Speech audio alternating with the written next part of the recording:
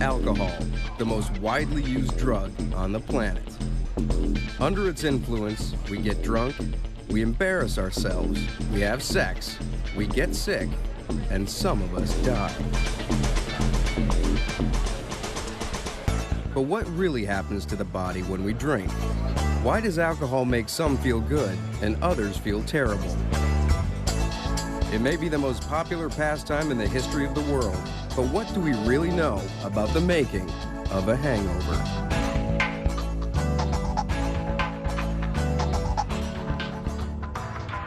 Chicago, the Windy City. Saturday night, a hotel bar, young people out for a good time. But this is no ordinary Saturday night. A handful of individuals are taking part in a unique scientific experiment. The goal?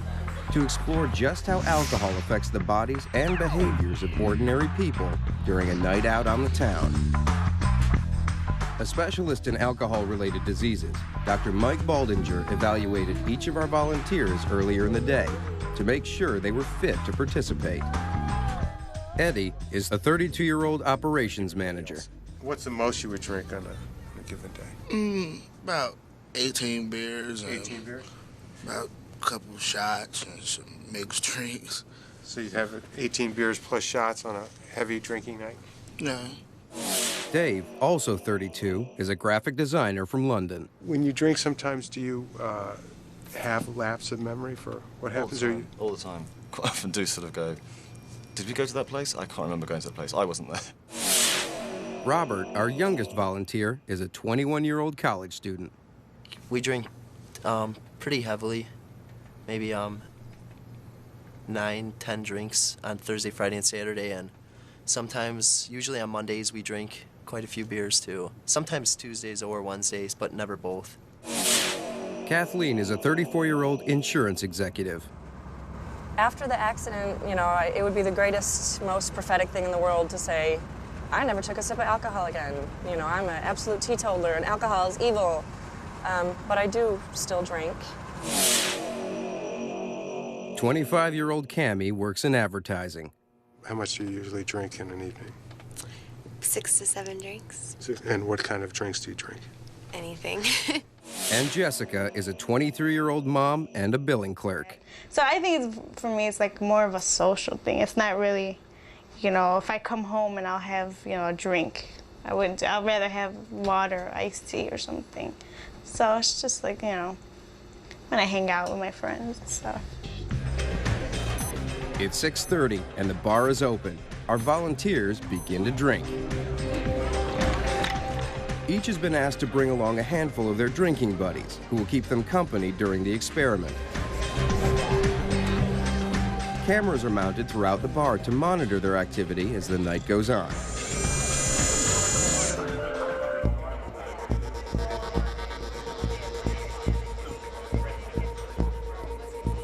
In our specially outfitted back room, the volunteers will be watched and analyzed by a team of scientists. They will undergo a series of physical and mental tests to determine just how the alcohol is influencing their actions from hour to hour. All the volunteers are encouraged to drink intelligently and only to the extent that they are comfortable. But the scientists need to know exactly how much alcohol each volunteer consumes.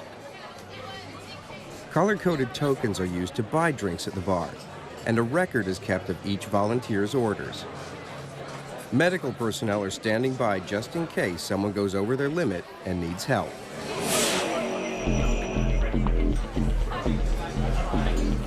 It's no secret why people drink.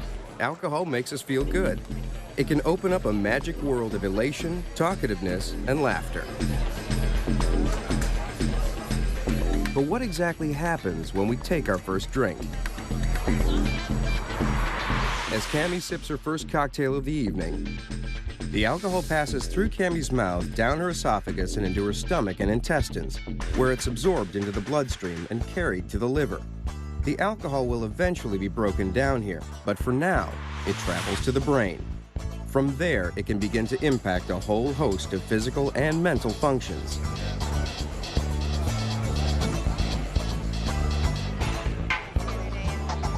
Young and single, drinking is at the heart of Cammie's social life. Find out who this is. I call my dentist after this. I'm like, do you have a carload? We get together on Tuesday nights, and then Thursday nights are pretty big in Chicago, just going out to the bars, and there's different, drink specials, different places. Well, even if I don't go out, I'll have a glass of wine after work at home. Every Tuesday night is girls' night. The boys are banished, and Cammie and her friends share a few drinks. Can I get some glasses with me? And then they settle down to catch up on the news of the week, scandals in the office, and who's dating whom. Oh, is that what you're talking about? Remember she freaked out. She came home.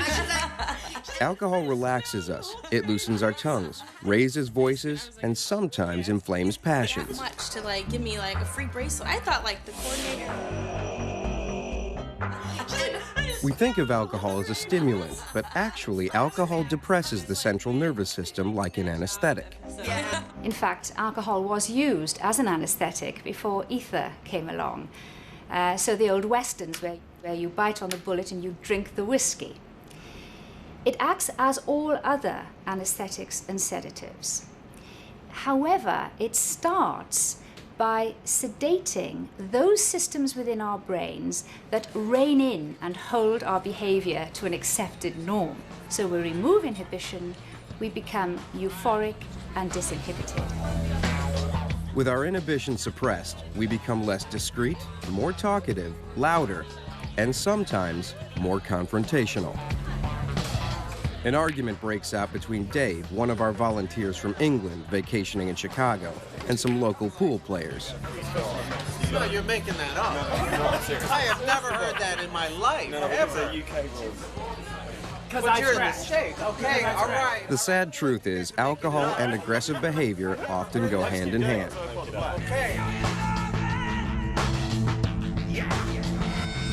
Statistics from the United Kingdom and the USA show that alcohol is involved in 50% of murders and over 40% of all assaults.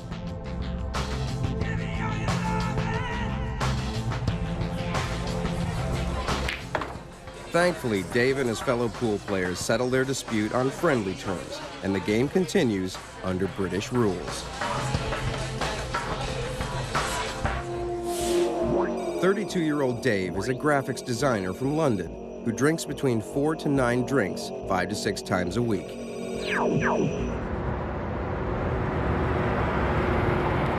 think I have a friend that doesn't drink. We all sort of drink. My group of friends, I have a sort of hardcore of about 7 or 8 friends that we sort of meet on a regular basis. In England, going out to a bar for a night's drinking is an old tradition. It can easily become a way of life. Dave will drink up to 5 glasses of Irish stout most nights, and 9 or 10 drinks at least once a week. No. You are actually in. I've actually been in this. The thought of giving up booze alarms him. If I was asked for 2 weeks not to have a drink, then yeah, I'd miss it, yeah, definitely.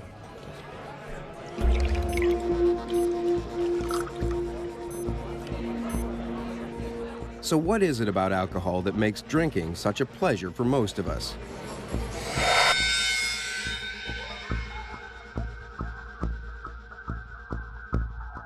Alcohol disrupts the chemical transmitters in the brain and acts on the pleasure centers in the front of the brain, and the body is filled with a sensation of euphoria. We feel good, we drink more alcohol. It's an attractive temptation. Robert is trying a new drink, encouraged by Dave. That's serious. That's rock. What is it? Holy. Okay. Wow. Wow. Did you ever have one of those? We go out every Monday to a local place, and then sometimes Tuesdays and Wednesday nights, maybe we'll go out. We usually go out every Thursday. Tonight we'll go out Thursday, and then Friday and Saturday. Usually Sunday we don't go out much. Some of us might study. No, I'm joking. We do a good amount of studying almost every day, but. Robert, age 21, drinks an average of 6 to 8 drinks a night, 5 times a week. Robert is majoring in finance, but sports are his passion. He plays hard and drinks hard. For him, drinking is a bit like basketball, a test of speed and stamina. Writing on material that I didn't read yet? It'll be all right, man. Yeah, Scalzo. Elaborate drinking games are a key part of the fun. It's not even gonna be a series. Robert and his friends have any number of rules to help the beer go down. Jack, what's Jack? What's Jack? It's a rule, right? Yeah, rule. Oh, rule? Every time somebody gets a 5, they have to do a bomb. 5 of hearts. Would you do it? But in all the fun and excitement, the drinking can get out of hand. Binge drinking among young college students leads to 1,600 alcohol-related deaths every year in the USA.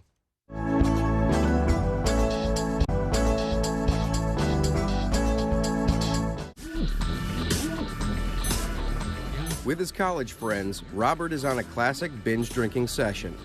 Drinking fast can be dangerous, and Robert is the fastest drinker among our volunteers. In just over an hour, Robert has drunk 2 beers, 1 shot, and 4 vodkas. All night long, our cameras are monitoring the events in the bar. Our supervising doctor, Mike Baldinger, is watching Robert with increasing concern. Robert seems to be going at it pretty heavy. He's a binge type of drinker in that he drinks a lot of alcohol quickly. He is drinking shots rather aggressively, and you worry in those situations of the stuff just sneaking up on him. The doctor decides to call Robert in for some tests. Go up your sleep. Do you even have a buzz? Yeah, I feel a little bit of a buzz. Okay, Robert, here we have different pegs. The pegboard test measures hand-eye coordination by timing how long Robert takes to put the pegs in the hole. We have a different series of marks, and what you're to do is to put a peg in each of them. After an hour's drinking, Robert is now 10% slower than when he was tested at the beginning of the night. But he's not yet aware of any reduction in his abilities. And this is where the danger lies. It can lead to fatal misjudgments, and not only by college students. 34-year-old Kathleen is an insurance executive. On average, she'll have 3 to 4 drinks 3 times a week.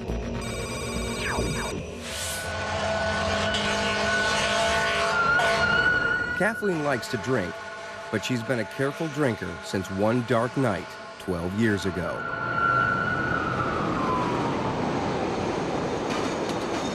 I was 22 years old.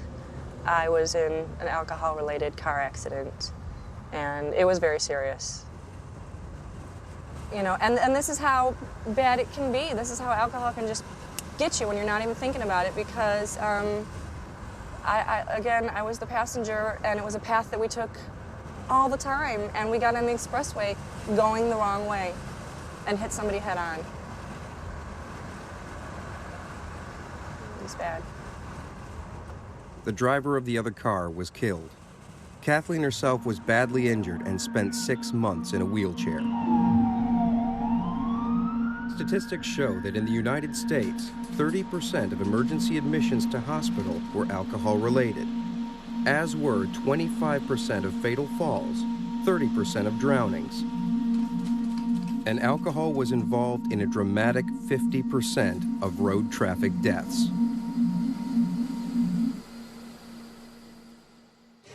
Ever since the accident, Kathleen has paced her drinking carefully. In an hour and a half, she has drunk only 2 vodka shots, much less than her fellow volunteer, Robert. It's just as well that Kathleen's being extra careful. Women can be at even greater risk from the harmful effects of alcohol. The long-held belief that females can't drink as much as males does in fact have some truth to it. If a man and woman of the same body weight drink the same amount of alcohol, the women will generally register a blood alcohol level 1/3 higher than the men. Of course, body weight can play a role in how fast our bodies absorb the alcohol into our bloodstream. There is another difference. Women are more at risk from the toxic effects of alcohol, as one of the world's leading liver experts, Dr. David Van Thiel, explains. They don't metabolize alcohol within the stomach. And all of the alcohol is absorbed and goes directly to the liver and starts to produce toxic liver injury immediately. If a woman drinks the same amount of alcohol as a man, she will have a higher concentration of alcohol and will get drunk faster. If women drink heavily, they can be more susceptible to liver disease, heart attacks, and brain damage. It's 8:15. After drinking for an hour and a half, tongues have been loosened, inhibitions are disappearing, and secrets are shared that should perhaps be kept secret.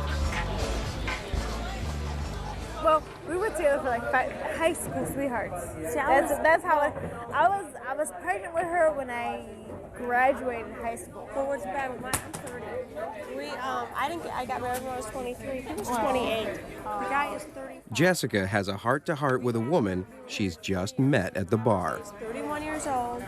I was 27, almost 28. And he can't handle the responsibility. Search. 23-year-old Jessica is a billing clerk and drinks only occasionally.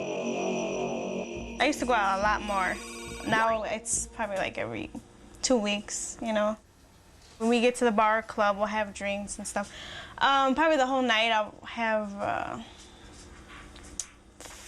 between 5 and 7 drinks. My drink is mainly vodka and cranberry.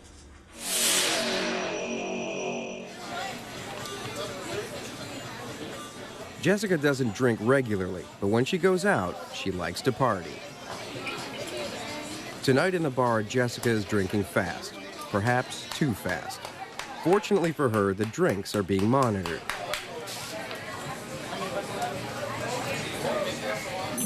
And the doctor decides it's time to bring Jessica in for testing to see just how the alcohol is affecting her.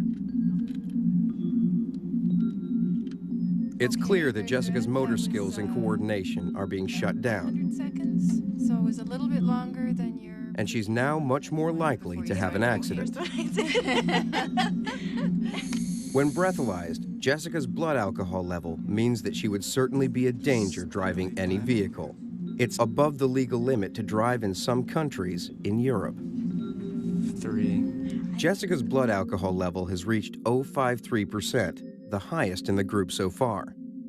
With blood levels up to about 50, the first things that we're going to see are some changes in thought processing, some beginnings of lack of judgment, and some difficulties with very fine motor tasks. I'm here for about another week and a half. I want to party with you. Dad, are you okay? Jessica has drunk far more than she meant to, and she's continuing to drink. I'm up, okay? I should know that. What started as a conversation with a friend at the bar has turned into a potential flirtation. She could be getting out of her depth, way out of her depth. Jessica seems to be enjoying herself, but she would later reveal that she has no memory of anything that happened after her 6th drink. Many of us have experienced the so-called blackout effect, where we've woken up the next morning with no idea how we got home or what we did the night before. There is now so much alcohol in Jessica's bloodstream that the normal mechanism that triggers our brain to store memories has been blocked. One of the problems with alcohol is you don't lay down the memories. So the evening is going on, you're taking in information, you're probably at the time responding quite well to it, but because you're not laying it down properly in your memory bank, you just can't recall it later on. Most of our drinkers are beginning to feel pretty buzzed by now. Some quite good-looking girls for... All of them have been tested by our scientists, and many have shown a significant drop-off in motor skills.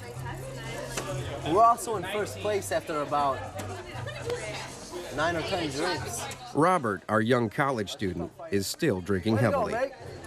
That's the way to fire him in there. Bloody perfect.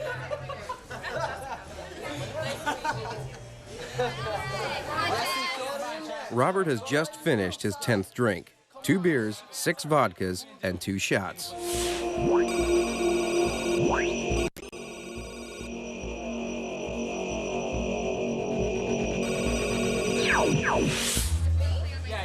He's now beginning to feel just a little woozy. From time to time, he feels as if the room is spinning. Most of us have experienced the spins before, but what causes this sensation? The alcohol has upset the delicate balancing mechanism of Robert's inner ear. The reflex which compensates for movement when he's sober now gives false readings, making him feel dizzy. For now, Robert can still play pool despite these head spins. But the pool table won't be the only place he and his drinking buddies may be trying to score. By his sixth drink, Dave decides it's time to strike up a conversation with Cammie. Right. So this is your, how many? 7. 7. Okay, you need to catch up. This may end up being just another friendly chat, but booze and sex have been eternally linked since the first grapes were stomped into juice. How many shots have you done? The loss of inhibitions brought on by alcohol can, in certain circumstances, prompt male and female alike to display uncharacteristic sexual daring. It can encourage some drinkers to do things they may not consider when sober, like hitting on a pretty girl they had their eye on, or going home with a guy they just met. But what Dave and Robert may not know is as their minds are beginning to surge with sexual confidence, their bodies are going in the opposite direction. The irony here is that the more Robert drinks, the more the alcohol begins to cut production of the male hormone testosterone and shrink his testes. You can show that within 24 hours of a drinking episode that testosterone levels drop. If he continues to drink and drink and drink and drink, what will happen is he'll lose sexual functioning. The alcohol also inhibits the nerve impulses that make the blood flow up the penis, and an erection becomes impossible. Heavy drinking can make a man infertile, and if Robert were to continue drinking at tonight's level for several years, the effects could be dramatic. As a result of lowering testosterone levels, and particularly chronically over time, men become demasculinized. Now, what happens when a man becomes demasculinized? What he does is he loses sexual hair. In addition, his muscle mass tends to wane. So they'll have, the shoulders will get smaller, and the pelvis will actually get bigger. You start to accumulate fat around the pelvic girdle. And continued alcohol use, you actually become feminized if you're a male. So for all you guys out there looking to get lucky and wasted at the same time, take note. Declining levels of testosterone from alcohol can put you out of commission for the night. And in the long term, your body could pay a much bigger price. Cammie is feeling a little loaded. By now she's down 7 drinks, 5 beers, 1 cocktail, and 1 tequila. Cammie's blood alcohol level is nearly 3 times higher than in her last test. When was your last drink? I mean, I was in the middle of it. Oh, okay. All the tests show that her motor skills have slowed dramatically. On the peg test, Cammie is 3 times slower than when alcohol-free, and there are other less visible effects. Back at the bar, Jessica is drinking a schnapps-based cocktail. She doesn't know it now, but this will be her last drink of the evening.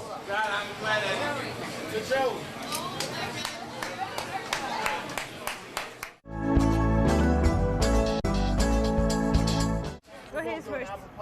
Well, actually, ma'am, I can't serve you anything. Why? Why? I have one. Because we need to cut you off. Jessica has been drinking so heavily that for her own safety, the bartender has been told not to serve her any more drinks.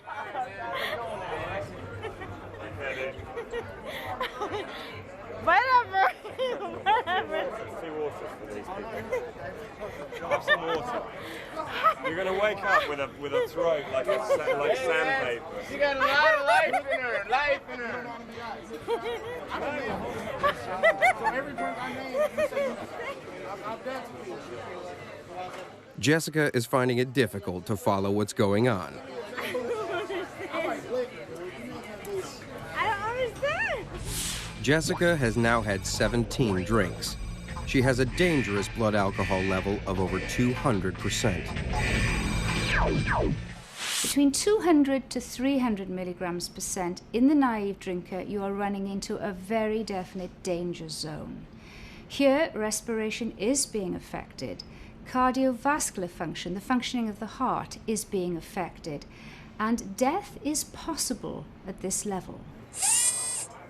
Fortunately, Jessica is being monitored by our medical staff, and they call her into the lab for testing. Unfortunately, she's not feeling too well. Her eyes try to follow the moving marker on the screen, but her brain can't control these muscles. You're not feeling so good, huh? The test proves too much for her. Okay, come on, let's go to the bathroom. Let's take these off. Why don't you come with me? Can you walk? Should we get you a wheelchair? Is there a wheelchair out there in the hall? That's all right, go ahead.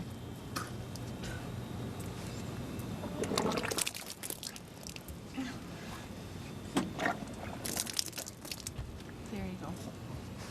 You'll feel better in a minute.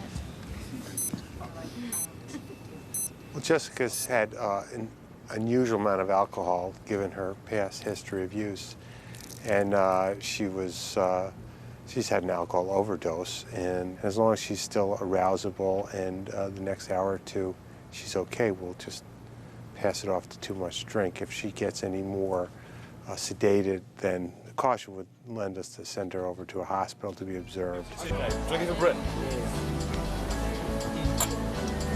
That was disgusting. I wouldn't actually. So far, Dave has sunk 14 drinks, 11 Irish stouts, and 3 shots.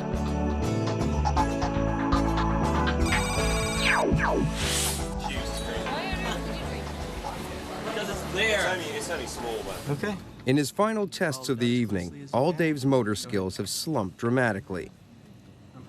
The eye tracker measures fine motor control, but Dave's eyes can no longer follow the moving target. That was probably As we expected. This is erratic as hell. As we expected, you're. It's like, whoa! It's supposed to be going in a straight line, all right? Okay, you're not supposed to go up and down. Were you able to focus on it all right? Yeah, no, but I'm conscious of the fact that sort of I'm looking at it and it's sort of going, it's going in a straight line, and I'm going. And you feel like I'm looking at it like this. I'm going, why is it going up and down? Well, that was definitely apparent on your movements. You know. This is like one of the hardest tests.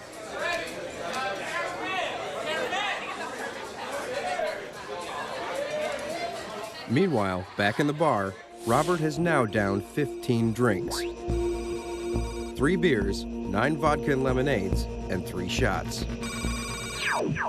This binge drinking means that Robert has consumed alcohol fast and in much larger quantities than his body can eliminate. It takes the liver 1 hour to break down 1 glass of alcohol. Robert's blood alcohol level is the second highest of the evening, behind Jessica. His blood alcohol level is 0.147%, nearly twice the legal driving limit. It's like 0.147. She saw Sheriff's shoes on the sofa, but she was so sure she saw Sheriff's shoes on the sofa. She saw Sheriff's shoes on the sofa, but she was so sure she saw Sheriff's shoes on the sofa. One more time, quickly. She saw Sheriff's shoes on the sofa, but she was so sure she saw Sheriff's shoes on the sofa. Terrific. Terrific. Good job. Eddie is next to be tested. No, I want to do tongue twist. Eddie has drunk 5 beers, 9 shots, and 4 vodkas. All right, ready to go. Sizzle, sizzle, thistle, sizzle. All right. Sizzle, sizzle, thistle, sizzle. Oh my goodness. Keep reading it. Sizzle, sizzle, thistle, sizzles. And finally, Eddie shows impressive coordination for a man who has swallowed 18 drinks. Frequent drinking has accustomed his body to functioning with a high level of alcohol. This is normal with heavy drinkers. all right. Very good. Good job. All right, man. All right. That was awesome. That Peace. was absolutely awesome. Peace.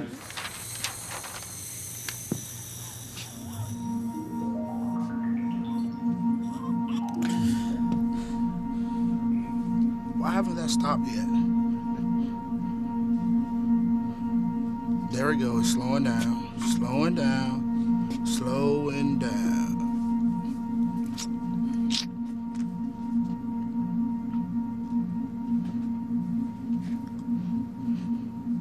Eddie's blood alcohol will reach point 115%, one of the highest of the evening. Okay. 0.115. What's that? Is that cool? That's pretty high. What's pretty high? His was higher. It's above the legal limits of intoxication. Bob's was higher though. Bob had more drinks. No, Bob was drinking gasoline up there. Y'all didn't see that though. I got 4 tokens I gotta use. I hope the bar's still open. Our volunteers must stay at the hotel overnight, and we have arranged safe transport home for all the others in the bar. If they were allowed to drive, they would be putting lives at serious risk. Surprisingly, despite the evidence of the tests, Robert still thinks he can drive. Speed limit and I think a lot of people, when they're drunk, they drive very erratically, or they drive really fast, or they get stupid. But I think if you obey the speed limit and you do the right thing, even if you're a little over the limit, you'll be all right. Honestly, I think you could drive safely now. Right now, I think I could drive safely. This is a dangerous illusion, as Robert is about to learn.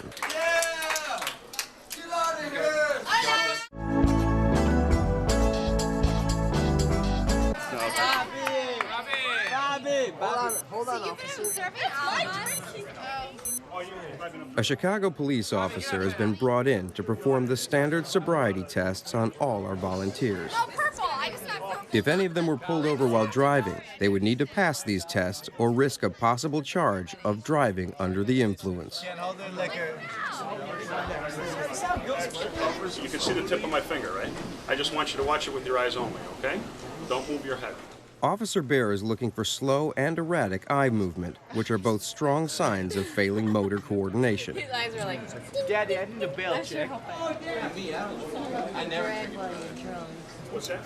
Did he pass? No, he failed all six. All right. Another sign of heavy alcohol consumption that Officer Bear is looking for is the inability to follow instructions. Come on, let's get on with this test there, buddy. Walk and turn test. Put your right foot in front of your left foot. Touch heel to toe. Keep your hands at your side during the entire test. Okay? Continue to stay that way until I tell you to begin. You're going to take 9 steps. Touching heel to toe on each step. You're going to count your steps out loud. Yeah, you're looking good, man. Yeah, Curtis. Yeah. When alcohol has reached a level that impairs memory, our volunteers find it difficult to follow the instruction they are given. Whichever way you want it. And how many steps do I got to take? Okay, the instructions were to take 9 steps there, 9 steps back. Apparently forgot there. I can So- remember. so- Go ahead and pivot and take the 9 steps going back. But you gotta clarify that. Exactly, because I could take 9 steps back like this. What do you want me to do? You write your alphabet down. No, you can't even say them backwards. No, but y'all ask people that. Y'all ask people that. 2006, 2007, 2008, 2009, 2010, 2011. In fact, all our volunteers failed all or part of the roadside sobriety test.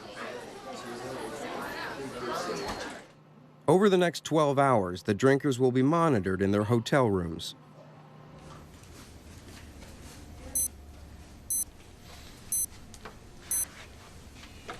A nurse closely watches Jessica throughout the night to make sure that the side effects of her alcohol overdose are continuing to subside.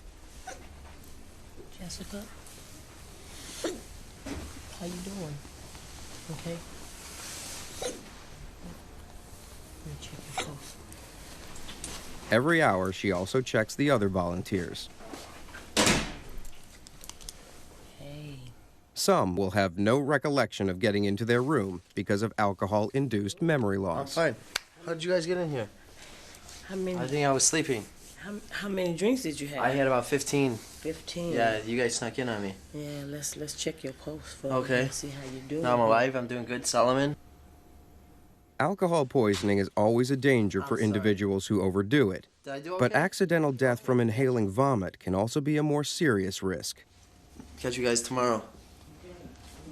No matter who you are or how much you've had to drink, the liver can only process around 1 drink an hour. This fixed rate means that the commonly held notions that cold showers or drinking coffee can sober you up are just not true. The liver has to do the work all by itself. But when the nurse gets to Dave's room, she's in for a surprise. Our British friend is not there. Dave is not here. Dave's desire for another drink has led him to break the rules and leave the hotel in search of another bar and another drink. The craving for alcohol in Dave's case may be either psychological or physical, or both. But new American research suggests that some drinkers get more of a buzz from alcohol than the rest of us. Scientists at Brookhaven National Laboratory believe that there may be some genetic mechanism wired into the brain, which can create a physical craving for the pleasurable effects of alcohol.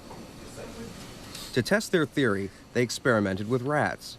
The rats were offered 2 bottles, one containing pure water and the other containing 10% alcohol. Over the course of a few days, some of the rats showed a marked preference for the alcohol. It raised the question, was this the effect of the alcohol, or were these rats predisposed in some way to seek out alcohol? Dr. Thanos uses state-of-the-art scanning to look at the rats' brains while they're still alive. In both humans and rats, dopamine acts on the D2 receptors in the brain. Some alcoholics have been shown to have below-average levels of these receptors. Could this lead them to crave alcohol?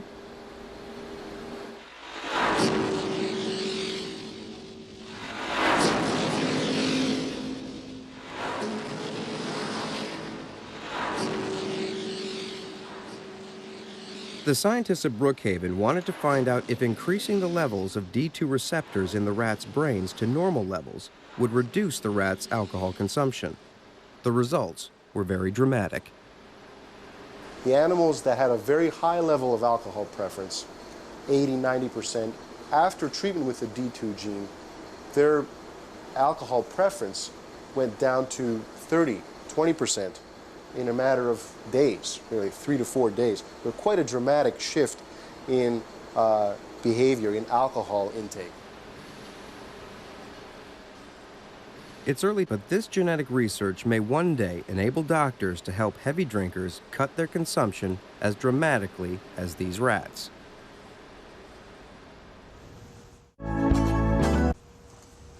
Okay, take a deep breath. Most experts would agree that alcohol abuse over time can result in serious physical and psychological distress. But long-term damage from alcoholism is far from the minds of our volunteer drinkers. You're gonna have to stop reading the paper. They're still recovering from the night before.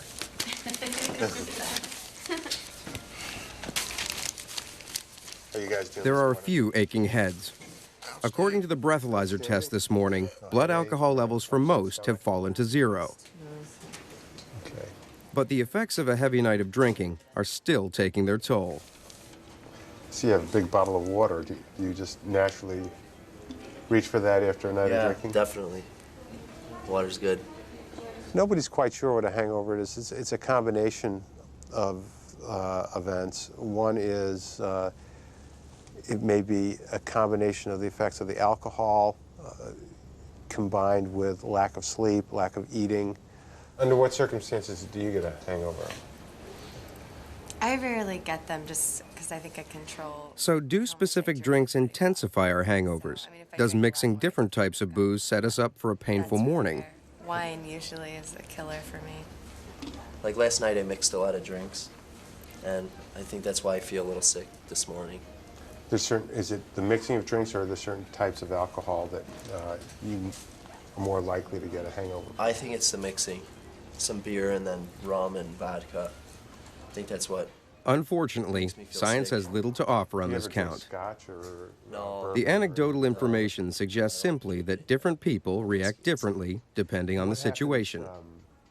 But what can science tell us about a cure for the hangover? The fact that there are a lot of cures seems to indicate that there's no single mechanism for hangover. Everybody has their own. Frequently it's eating a meal after drinking or prior to drinking or both. Drinking a lot of fluids. Everybody has their own remedy for this. How about you, Kim? Did you have any side effects from your drinking last night? No, I think I'm just kind of tired, but Nothing other than No that. headache, no, No. upset stomach. Hangover remedies may be based more on individual results than on any specific medical finding. But there is one surefire cure that science can offer. Don't drink so much. Jessica arrives for breakfast, but is just thrown up again in the bathroom. She remembers little about last night after her 6th drink. In fact, Jessica drank 17 drinks last night. Several times? No. What was it up to? You win. You had the highest level for the evening. Oh my God. What was it up? I was a little concerned. Last night, Jessica reached a blood alcohol level of 0.240%. If she had continued to drink, it could have been fatal. At very high concentrations of alcohol, the brain centers that control breathing shut down. No more messages can be sent to tell the lungs to carry on breathing, so they stop working, and the person dies. 11 hours after her last drink, Jessica's blood alcohol is still 0.098, well above the legal driving limit. 0.098. Dr. Boldinger insists Jessica must stay at the hotel until her blood alcohol level drops significantly. You don't have much experience with alcohol. In fact, it didn't reach 0 again for another 8 hours. Put a funnel in your mouth and see if you can drink a liter. Last to arrive is Dave. Hey. Dr. Boldinger asks him about his late-night drinking. I feel like a pig in my head. So you went out and had something to drink after the thing? I went out for a walk and then I went to bed. Oh, you did? Because we heard rumors to the contrary. Prove otherwise. Well, that's why we have this. No, I made sure of that. So, yeah, no, I went. Dave says that when he went out, he had another couple of beers before becoming bored and returning to the hotel at around 4 in the morning. Dave had 14 drinks before midnight and another 2 or more after that. I just think, fine, if you're gonna Dave's blood alcohol level has now fallen to 0.043. He vows to stick to water, for a few hours at least. After a heavy night of drinking and in the presence of a hangover, people's judgment, ability to drive, ability to do complex functions, both intellectually and in terms of motor function, is impaired, even when the alcohol level is 0. That's been shown in numerous experimental studies. The danger is that people feel since their blood alcohol level is 0, that they're okay, and that's not the case. Some of our volunteers drank what they normally drink on a Saturday night, others a bit more than they meant to. But most of them were surprised to learn how much even small amounts of alcohol affected their bodies and their minds. Motor skills and hand-eye coordination slumped dramatically after only 2 drinks and continued to get worse. More than half were above the legal limit to drive, but all would have been unsafe behind the wheel. Will the information our volunteers have learned compel some to think twice next time they belly up to the bar for one more drink? Perhaps. But chances are that on a future Saturday night, a few will find themselves busy yet again at one of the world's most notorious and celebrated diversions, and well on their way to the making of another hangover.